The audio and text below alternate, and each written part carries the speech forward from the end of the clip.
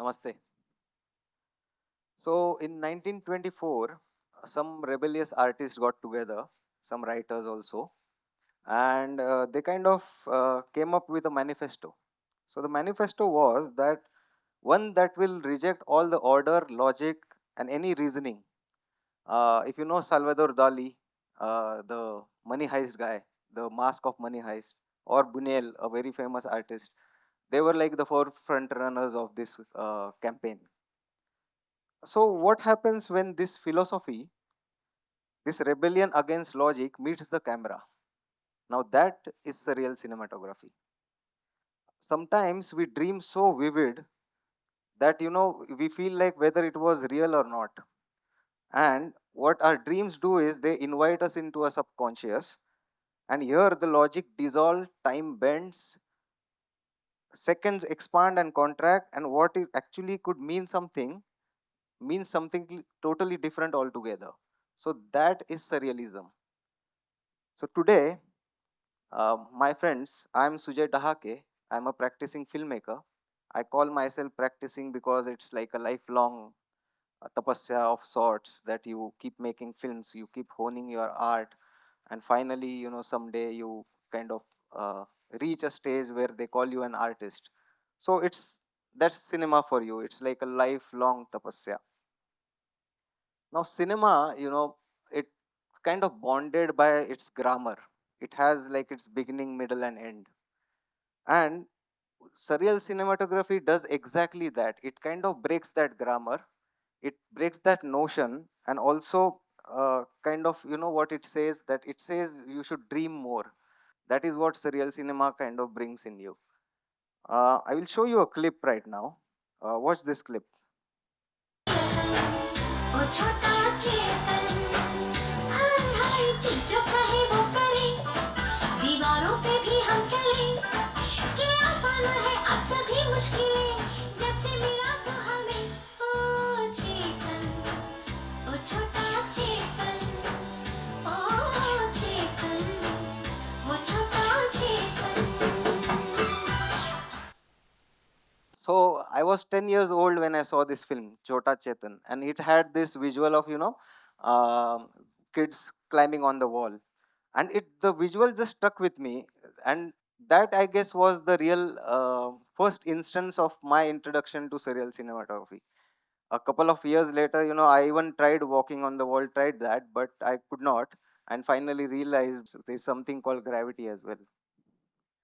Um, so, like other films, surreal cinema is not accidental.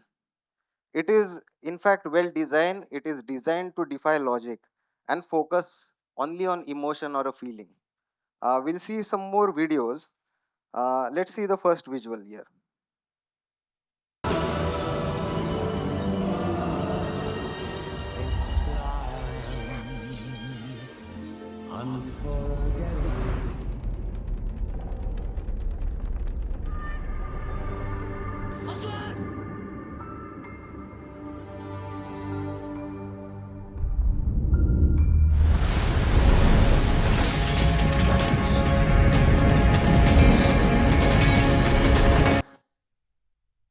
So what we saw right now is slow motion. It's a very important tool for a filmmaker. So when a director actually decides to use slow motion, what he is doing is expanding time. And by expanding that time, what is he doing? He's trying to put an emotion into you, evoke an emotion into you. Now imagine, Singham, okay? Singham just beating in real time the villain. That's boring, right? But imagine Singham beating in slow motion. Now that evokes something within us. And that is another type of, surreal cinematography, is slow motion using expanding and contraction of time. Let's watch another visual.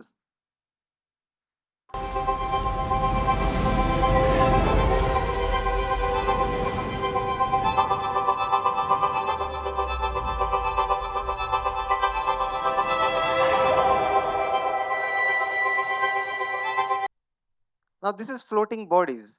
It's not, I mean, it defies all the laws of physics, right? We don't do that. We don't walk that way.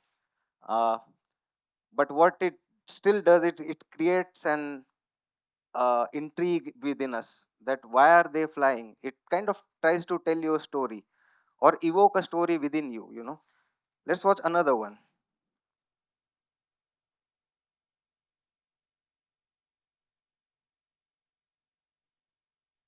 This is a very famous clip from Inception, the movie, where the architecture itself bends. It kind of plays with your mind. And this whole film is about dreams. And I told you before that dreams are so vivid that you never know what's real and what's not. So this is architectural bending, or what do you call it? Impossible architecture, where the director is using architecture in a surreal way to convey his story. So it kind of creates a subconscious impact within you that architecture could bend, and it is trying to tell you a story. Let's watch another one.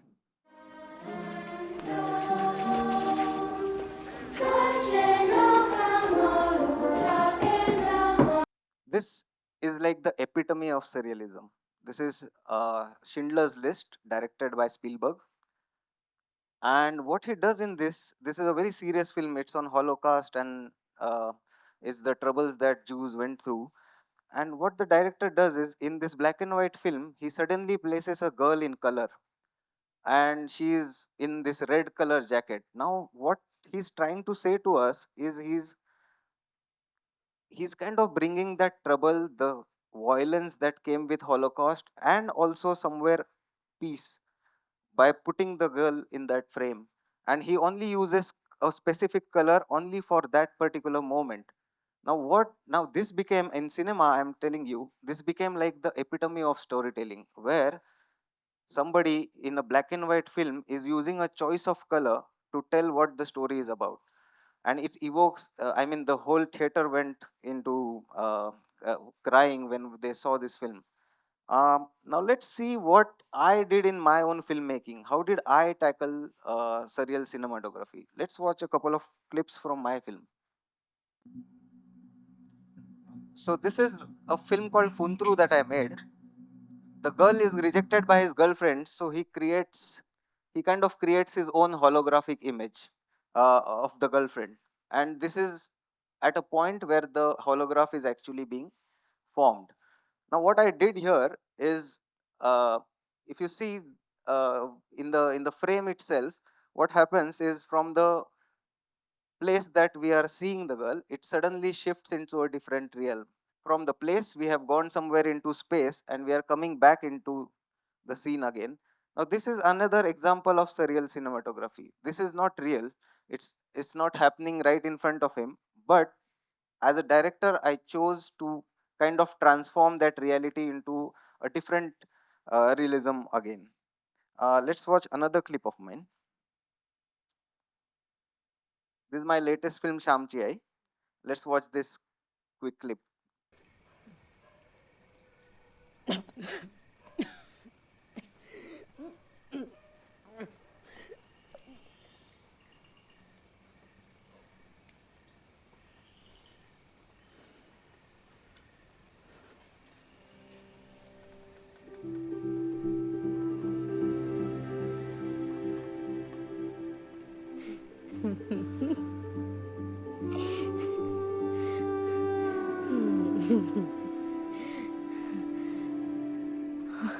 अरे श्याम, असा वरती कुठे बसलास? गेलो नाही का रे rock आईवरचा? ये बाळ, खाली ये. श्याम, सांगाव माझ्या श्यामला, हे खाली ये. श्याम, मी येऊ? मी येऊ वर? मी येऊ? Shyam, Shyam, Shyam, Shyam,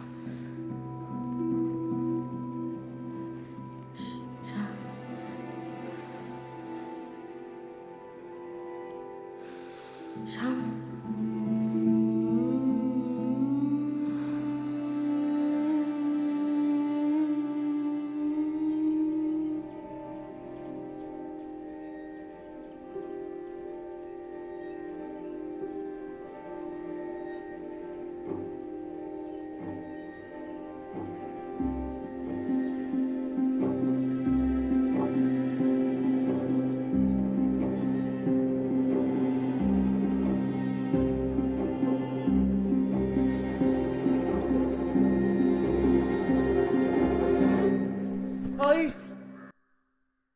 So yeah, this is a very noted novel in Marathi. It's called Shamchi Ai, written by Sane Guruji. This was my last film. I shot this black and white. In this particular scene, mother is on the deathbed, and she kind of reminisces Sham, her son, in different age groups. He's not there, he's not present, but she remembers him the way he was in this house, and she keeps meeting him in different ages. So this is again a moment of surrealism, where you see that the mother keeps meeting her child in different age groups, but he's not present. Surreal cinematography matters. So we live in a world where things have gotten very literal now. We live in the world of tweets, reels, news information. And between all of this there is been always a craving for poetry and art. Now surreal cinematography is exactly that poetry that we are missing in films right now. Our films also have gotten extremely literal, if you see. I mean, you if you are watching a film, everything is become so predictable that you know what the end is. So surreal cinematography will come in place in these factors where uh, you need a guessing game. You need something to channel your mental ability to kind of pursue images in a certain way. So how do we create these surreal experiences? Watch this clip. It will The way we create is we let go of formulas. Now there are cinema formulas. We go of them. We can use shadows instead of words. There are times when light and shadows tell a lot of story than actual words. So we can use that. This is again an example of, this is shot in 1920s. And imagine the visualization. This was the time when the film is called A Trip to the Moon. And this is when all the civil war was happening between Russia and America, and everybody was trying to go to space. So this is like the filmmakers there are trying to show the political situation of that era. What do we do it? We let silence speak more. That is also one more thing that I've realized today, that we get sudden scared by silences in films. We need continuous dialogue, continuous background music, or something, because we feel our attention span has gotten less. So, so that is also we can look at. We let silence speak more, and we let the subconscious take part with our conscious. Let them have a debate. Let them talk to each other. What is real and what is not? To in fact explain it more, let's do an experiment here itself. What I'm going to do is, I'm going to make you hear four sounds. I request you all to close your eyes and listen to these four sounds that we have. What it what it will try to do to your senses. Let's talk about that after hearing the sounds.